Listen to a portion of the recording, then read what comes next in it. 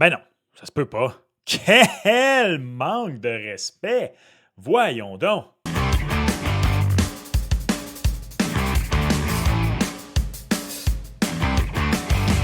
What's up tout le monde, c'est ton boy Max, bienvenue à une autre vidéo.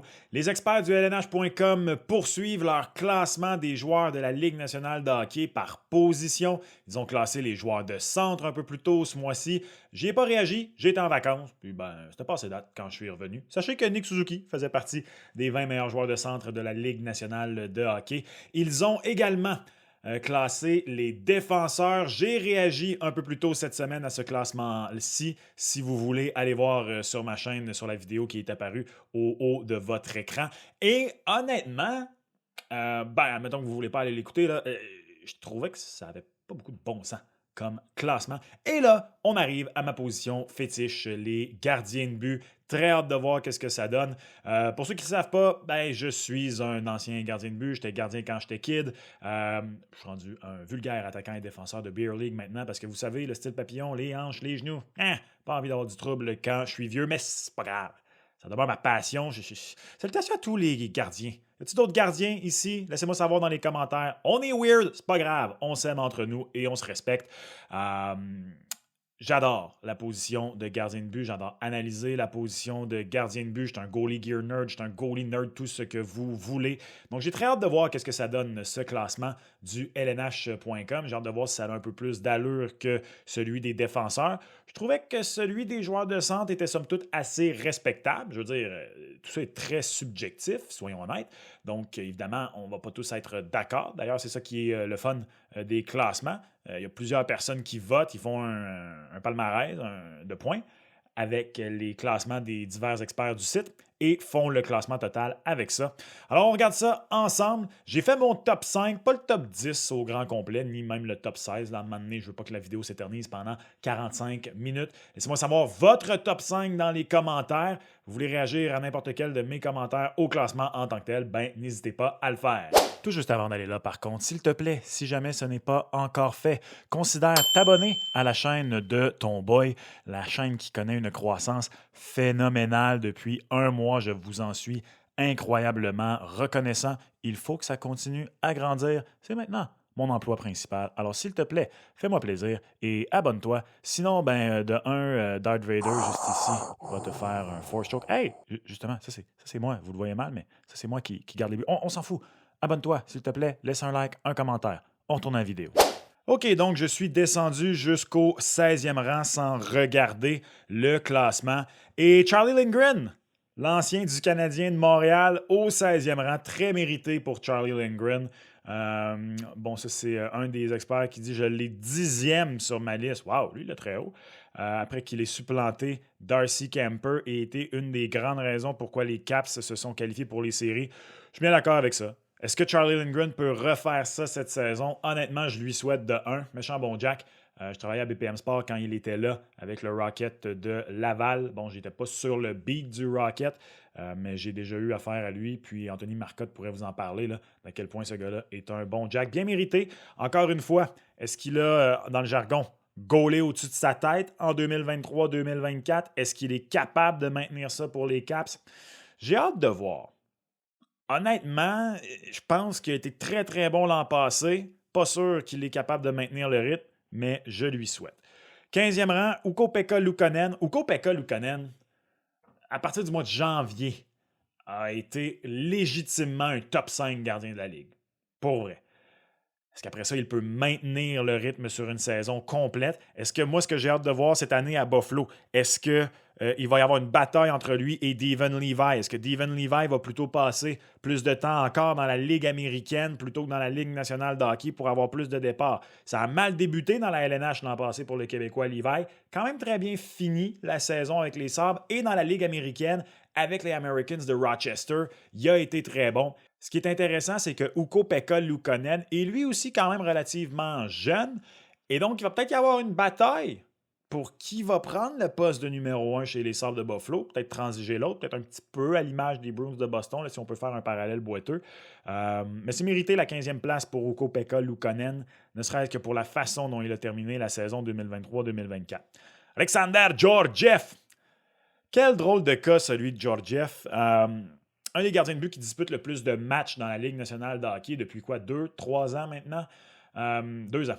Et c'est beaucoup plus en raison de l'absence de compétition. Pavel Francouz qui a dû prendre sa retraite en raison de blessures. Justus Annunen a quand même été bon l'an passé lorsqu'il a été appelé à jouer. Mais Alexander Georgiev, lui, honnêtement, je veux dire, a vraiment bénéficié de jouer derrière l'Avalanche du Colorado et a un peu été, pour moi, si vous me passez l'anglicisme, le poster boy, l'exemple parfait de pourquoi, personnellement, les victoires chez les gardiens de but, c'est une statistique, mais c'est pas la statistique le plus à prendre en compte lorsqu'on évalue les carrières des gardiens de but parce que Alexander Georgiev a beaucoup de victoires parce qu'il a joué beaucoup pour l'Avalanche du Colorado, puis il était même plus le talon d'Achille de l'Avalanche. Je pense qu'il peut par contre se replacer cette saison. Puis entendez-moi bien, il n'est pas mauvais. C'est juste que, tu sais, en fait, 14e, je trouve ça bien correct. Bien correct pour Alexander Georgiev. Oh, Jakob Markstrom, 13e. Ça, pour moi, c'est un peu une petite première surprise. Jakob Markstrom, 13e. Je pense qu'il va être très bon pour les Devils du New Jersey cette saison. Je l'aurais pas de top 5, je l'aurais eu vers la fin du top 10. Donc, quelques rangs seulement un peu plus bas que ce que j'anticipais Jakob Markstrom. Je comprends que depuis 2 ans, les statistiques traditionnelles n'ont pas été particulièrement bonnes pour Jakob Markstrom, mais l'an dernier, but sauvé selon Evolving Hockey, 3e dans toute la Ligue nationale de hockey à 28,93. Les Flames, depuis 2 ans, là, c'est catastrophique, il faut le dire ainsi. Et je pense que Markstrom, sorti de Calgary, derrière une équipe des Devils du New Jersey qui, avec des gardiens de but qui avaient juste de l'allure l'an dernier, faisaient les séries. Il faut dire que les blessures, mais particulièrement celle à Jack Hughes, a fait très mal. Je pense que Jakob Markstrom va avoir une très bonne saison avec les Devils. 12e rang, petit Stuart Skinner. C'est honnête. Skinner a accompli beaucoup dans ses 2 premières saisons en tant que partant avec les Oilers. Il a amené les Oilers en 7e match de la finale de la Coupe Stanley, perdant 2-1 face à Bob et aux Panthers. Il avait pris le poste de partant comme recrue en 22-23. Il devrait être considéré un gardien top 10 maintenant. Ben écoutez, Stuart Skinner, l'an dernier, en saison régulière, a eu des hauts et des bas. Il a terminé au 22e rang pour les buts sauvés à 13,07 selon Evolving Hockey, ce qui n'est pas bon, ce qui n'est pas mauvais non plus. Il a également eu des hauts et des bas en série pour les Oilers. Il avait même été retiré à un certain moment à la faveur de Pickard. Il est revenu, a été bon à la suite de ça. Pour moi, Stuart Skinner, c'est le cas classique du gardien de but. Peut-être que je pense pas, je peux me tromper. Moi, je n'ai jamais été le plus grand fan. Stuart Skinner, on l'avait découvert un peu dans la bulle en 2021. C'est pas mal là qu'il avait eu ses premiers matchs dans la Ligue nationale de hockey, si ma mémoire est bonne. Et je me souviens, il m'a dit, bon, encore un Moses de gros gardien qui est là parce que c'est un gros gardien. Ça avait honnêtement été ma réaction à Stuart Skinner. En tant qu'ancien petit gardien, les gros gardiens, vous avez de la chance, vous le savez pas. Bref, je pense que c'est le type de gardien qu'il va être, celui qui va donner peut-être des mauvais buts, va donner des buts à un plus gros rythme qu'on espérerait d'un gardien numéro 1. Mais l'important pour lui, c'est de faire le gros arrêt quand ça compte. Il a majoritairement été en mesure de le faire en série. Jordan Binnington au 11e rang. Jordan Binnington, honnêtement, a connu une très bonne saison 2023-2024. Depuis que les Blues ont gagné la Coupe, Binnington n'a jamais vraiment répété les exploits qu'il avait réussi cette année-là en 2019, mais l'an passé, il a été très bon. 2e rang de la Ligue nationale de hockey selon Evolving Hockey pour les buts sauvés à 29,74. En statistique plus traditionnelle aussi, ça avait été une bonne saison pour Jordan Binnington avec les Blues la saison dernière. D'ailleurs, pourrait peut-être être le gardien d'équipe Canada au tournoi des 4 nations. Je pense que ce qui en dit plus sur la faiblesse du Canada en ce moment entre les poteaux. Mais ça, ce sera pour un autre débat. On entre dans le top 10 maintenant. Linus Ullmark avec les Sénateurs d'Ottawa. Je sais que vous êtes plusieurs à penser que Linus Ullmark est dû pour une chute à la suite de sa transaction avec les Sénateurs d'Ottawa. J'ai même reçu un commentaire d'ailleurs à cet effet, il me semble, sur une vidéo récemment. Oui, sur la vidéo au sujet de Jeremy Swayman que vous pouvez aller écouter sur ma chaîne. Disant que le système de jeu des Bruins de Boston aide grandement les gardiens de but. C'est pas que c'est faux, Je pense effectivement que Linus Ulmark, en statistiques traditionnelles, ça va être plus difficile, peut-être également pour les victoires. Moi, ce que j'ai hâte de voir, ce sont les buts sauvés. D'ailleurs, vous êtes peut-être à vous demander, c'est quoi ça, les buts sauvés? C'est un calcul.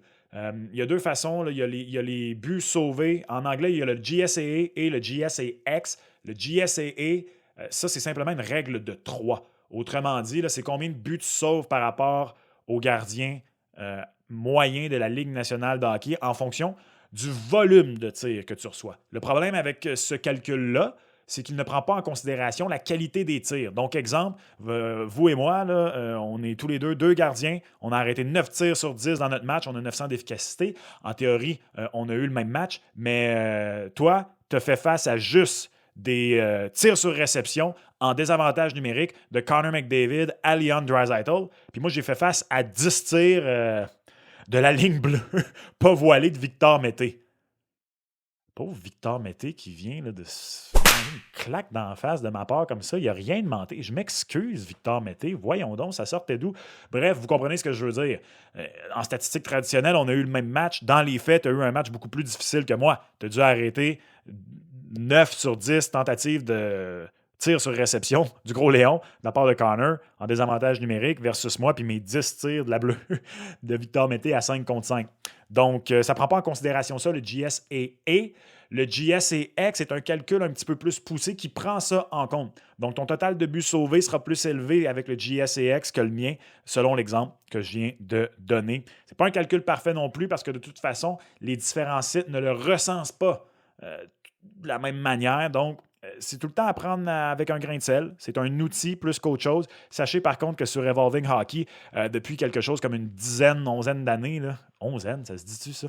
Une dizaine d'années, on prédit plus souvent qu'autrement le gagnant du Trophée Vézina avec les buts sauvés. Je sais qu'entre autres, là, c'était pas arrivé l'année où Ulmark l'a gagné. C'était Ilya Sorokin qui avait terminé premier dans les buts sauvés cette année-là.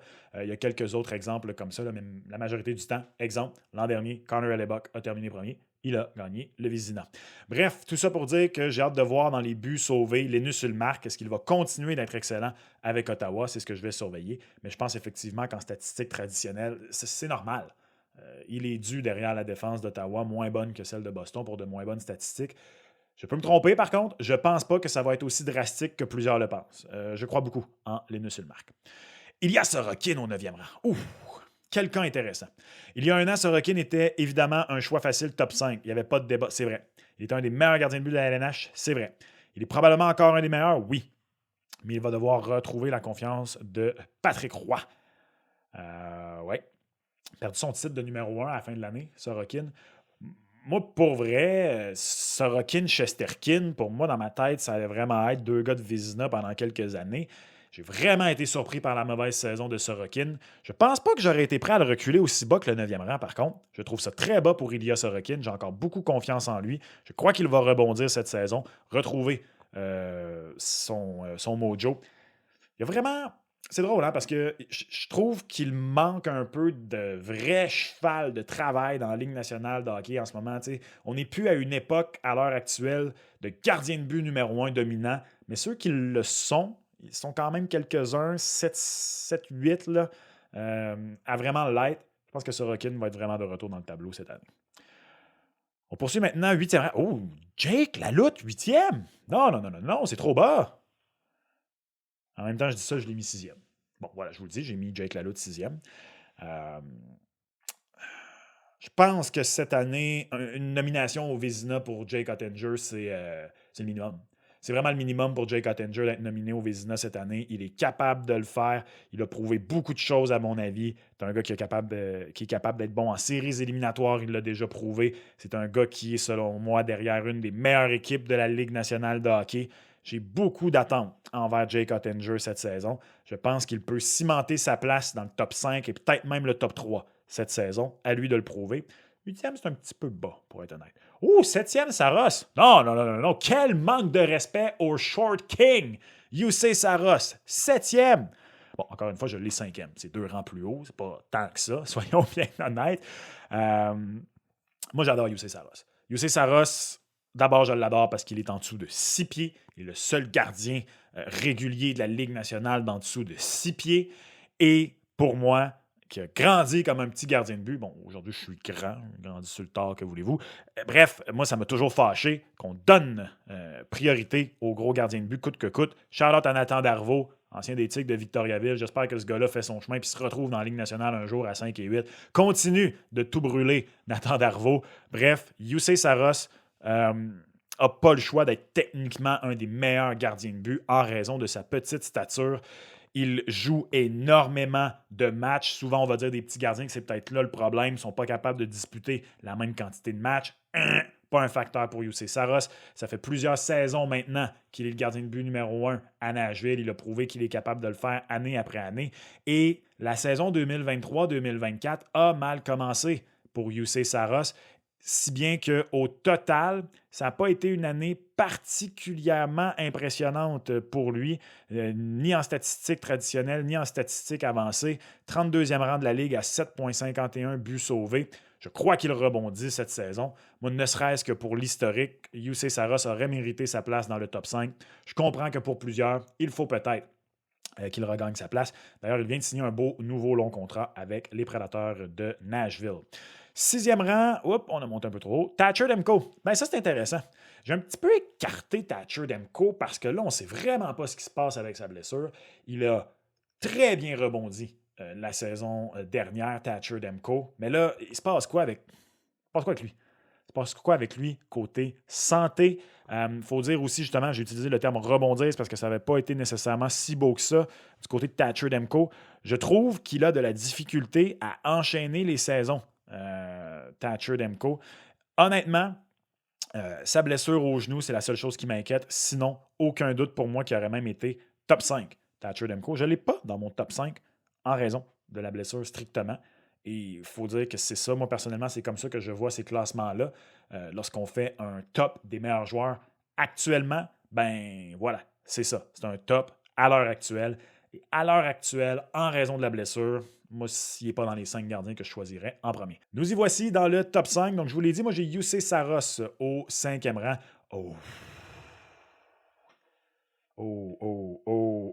Non, manque de respect. Manque de respect, Andrei Vasilevskiy. Let's not kill ourselves.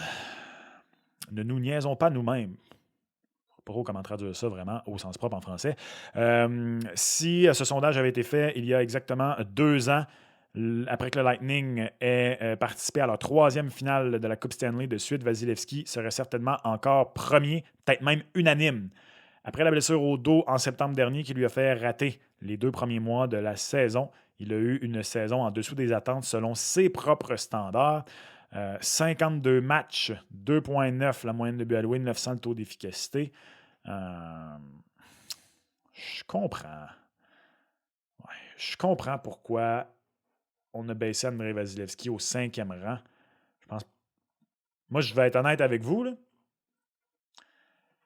Andrei Vasilevskiy, je ne le tasse pas tout de suite. Pour moi, c'est la même chose que Carey Price aux alentours de 2016-2017. Andrei Vasilevskiy en santé est encore, à mon avis, le premier gardien de but que je prends dans mon équipe dans la Ligue nationale de hockey. Il est début trentaine, il est tout juste d'avoir 30 ans, si je ne me trompe pas. Et ça va prendre plus qu'une saison où il a été opéré. C'est à prendre énormément en considération, là. Il est revenu d'une blessure au mois de décembre. Il n'a pas été mauvais. Il n'a pas été assez standard à lui. Mais pour moi, Andrei Vasilevskiy est encore, à l'heure actuelle, le gardien de but à détrôner dans la Ligue nationale de hockey. S'il ne le prouve pas cette saison, je vais être prêt à ravaler mes paroles, mais je pense qu'Andrei Vasilevskiy, en santé, cette année, peut prouver beaucoup de choses et il peut gagner le 2e trophée Vezina de sa carrière. Aucun doute, à mon avis. Non, pour moi, The Cat est still king. The Big Cat, numéro 1, en ce qui me concerne. Numéro 4, le Bob. Je vais être bien honnête avec vous, puis il le mentionne ici, 35 ans. J'ai tout juste écarté le Bob du top 5, malgré sa nomination au Vezina, malgré qu'il a failli gagner le trophée Conn Smythe. Pourquoi? 35 ans, à 35 ans, tu peux casser n'importe quoi et je ne sais pas à quoi m'attendre du Bob cette année. Après 2 participations consécutives à la finale de la Coupe Stanley, À 35 ans, est-ce que le Bob va me faire ravaler mes paroles? Je le souhaite. C'est un gardien de but spectaculaire. C'est un gardien de but que j'aime beaucoup, Sergei Bobrovsky. Je pense malheureusement que l'horloge va peut-être le rattraper. Father Time, qu'ils appellent en anglais. Je crois que Sergei Bobrovsky, c'est peut-être finalement l'année qu'il se fait rattraper par les jeunes loups, tout juste à l'extérieur du top 5. C'est pas un manque de respect au Bob autant que je trouve qu'il y a d'excellents gardiens de but présentement dans la Ligue nationale de hockey. J'ai mis Connor Hellebuyck numéro 4. Puis je m'en veux un peu d'avoir mis Connor Hellebuyck numéro 4 parce que j'adore Connor Hellebuyck. Je trouve que plusieurs, du moins au Québec, trouvent que son parcours en éliminatoire n'est pas très reluisant, puis ça le fait chuter trop bas, à mon avis, pour plusieurs. En saison régulière, pour moi, c'est le gardien de but de sa génération après Andrei Vasilevskiy. Ce sont ces deux gars-là qui se battent pour. Et il y a un argument pour Hellebuyck. Je veux dire, il y a maintenant 2 trophées Vizina. C'est peut-être un petit manque de respect à Hellebuyck de ma part de le mettre 4e après qu'il ait gagné le Vizina. Mais pour moi, c'est qu'il y a... Vasilevskiy est encore indétrônable de 1. Et il y a 2 bons jeunes gardiens de but qui n'ont pas encore été nommés. Donc, ils vont aussi être dans le top 3. Jeremy Swayman. J'ai Jeremy Swayman 3e aussi. Pour moi, Jeremy Swayman a prouvé, hors de tout doute en série, qu'il va être un des meilleurs gardiens de but de la Ligue nationale de hockey pour les années à venir. Je l'ai dit un peu plus tôt dans la vidéo lorsqu'il était question de Linus Ullmark. Vous êtes quelques-uns à penser que le système des Bruins fait bien paraître Jeremy Swayman. En partie, je suis d'accord, mais pas totalement. Jeremy Swayman est sensationnel. 25 ans seulement. Je pense que les 5, 6, 7 prochaines années, il peut être un gardien de but qui gagne plus qu'un trophée Vizina. Il y en a d'autres bons, donc ça va être très difficile. Shesterkin, Ottinger, il y en a d'autres qui vont arriver également. Mais pour moi, Jeremy Swayman est un des meilleurs gardiens de but de la Ligue nationale de hockey. Aucun nombre de doute, à mon avis. Igor Shesterkin au 2e rang. J'ai également Igor Shesterkin au 2e rang. Depuis la saison où il a tout cassé, il y a 2 ans de ça, ça a été un petit peu plus, est-ce qu'on peut dire tranquille pour Igor Shesterkin? Est-ce que je peux utiliser ce terme-là? L'an passé, ça a été plus difficile en début de saison pour Shesty. Souvenez-vous également d'à quel point le bon vieux vet Jonathan Quick faisait la pluie et le beau temps avec les Rangers de New York chaque fois qu'il était devant le filet. Par contre, Shesterkin s'est extrêmement bien repris en fin de saison. Il est redevenu le Igor Shesterkin qu'on connaît. Il a quand même eu des chiffres très raisonnables malgré son mauvais début de saison. 913 de taux d'efficacité, 2,58 la moyenne de buts alloués. En termes de statistiques avancées, ça s'est quand même traduit pas de la plus belle des façons pour Igor Shesterkin. Il était venu au 14e rang de la Ligue nationale de hockey pour les buts sauvés selon Evolving Hockey, 17,36, ce qui est en dessous des attentes pour Shesty. Mais les séries qu'il a connues, il a été sensationnel en séries éliminatoires. Il a eu quoi? 927 de taux d'efficacité, 2,34 la moyenne de buts alloués, a amené les Rangers de New York jusqu'en finale de conférence. Donc, pour moi, 2e meilleur gardien de but de la Ligue nationale de hockey. Dans mon cas, c'est tout juste derrière Andrei Vasilevskiy que je n'ose pas déloger et je crois comprendre, et voilà, que du côté du LNH.com, puis c'est normal. Connor Hellebuyck, je l'ai dit, vient de gagner le trophée Vezina, à tout seigneur, tout honneur. C'est un gardien de but élite, prouvé dans la Ligue nationale de hockey, saison après saison. Je l'ai dit un peu plus tôt, je sais que pour plusieurs d'entre vous, son résumé, son palmarès en séries éliminatoires n'est pas suffisant pour qu'il soit numéro 1.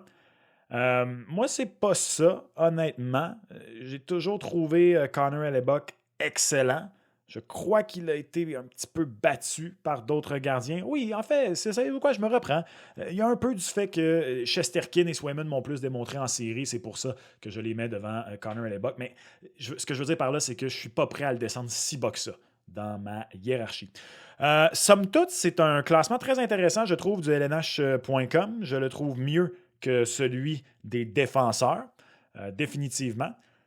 J'aurais été curieux de voir Samuel Montembeault et où. Parce que Samuel Montembeault, je le sais que certains d'entre vous trouvaient qu'il est surestimé. Honnêtement, je ne vois pas il est surestimé par qui. Je trouve que Samuel Montembeault est parfaitement stimé. Pour reprendre une expression que j'ai déjà utilisée dans une autre vie. Aux alentours du 16, 17, 18e rang. Donc, moi, n'importe où entre 12 et 20 pour Samuel Montembeault, c'est bien correct. L'an dernier, il a terminé au 10e rang de toute la Ligue nationale de hockey pour les buts sauvés selon Evolving Hockey. 18,39. Surtout pour Monty, ce qui a été sa grande force l'an dernier, c'est qu'il connaissait très peu de mauvais matchs. Il y a une statistique, je vais dire avancée, elle n'est pas si avancée que ça, là, pour être bien honnête, pour les gardiens de but, qui est les départs de qualité. Un des seuls endroits qui recense les départs de qualité, c'est Hockey Reference. Qu'est-ce qu'un départ de qualité? Ben, je vous le mets à l'écran présentement. Un départ de qualité, c'est un départ dans lequel le gardien de but a eu un taux d'efficacité supérieur à la moyenne pour cette saison-là. Donc, fut une époque où c'était plus élevé.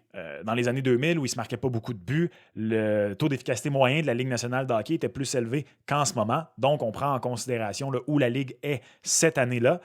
Donc, c'est un départ dans lequel tu as eu un taux d'efficacité supérieur à la moyenne ou d'au moins 885 si tu as fait face à 20 lancés ou moins. Samuel Montembeault, l'an passé, a eu 28 départs de qualité.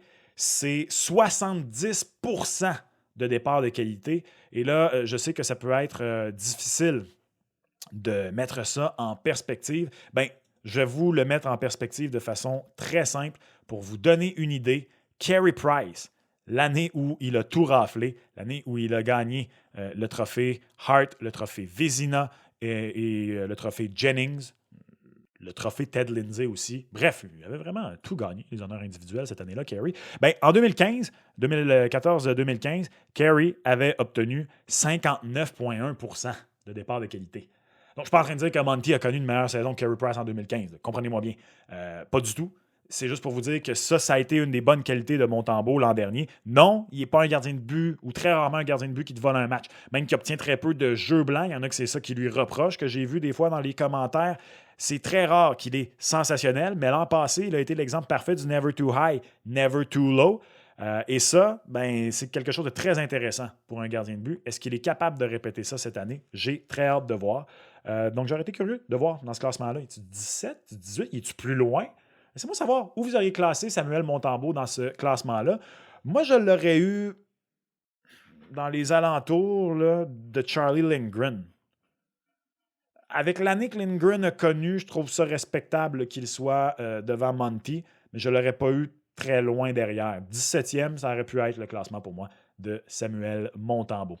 Voilà donc le classement des meilleurs gardiens de but de la Ligue nationale de hockey selon le LNH.com. Comment trouvez-vous le classement? Laissez-moi savoir en commentaire votre top 5. N'hésitez pas à réagir à mon top 5. N'hésitez pas à débattre de mes opinions. Comme toujours, s'il vous plaît, si ce n'est pas fait, abonnez-vous à la chaîne, s'il vous plaît. Votre boy qui continue sa croissance et j'ai besoin de vous pour continuer à croître et je l'apprécie énormément. Vous pouvez cliquer sur la prochaine vidéo si vous voulez continuer à écouter du bon contenu. Et comme toujours, j'ai frappé sur le bureau et on se reparle dans une prochaine vidéo. Ciao!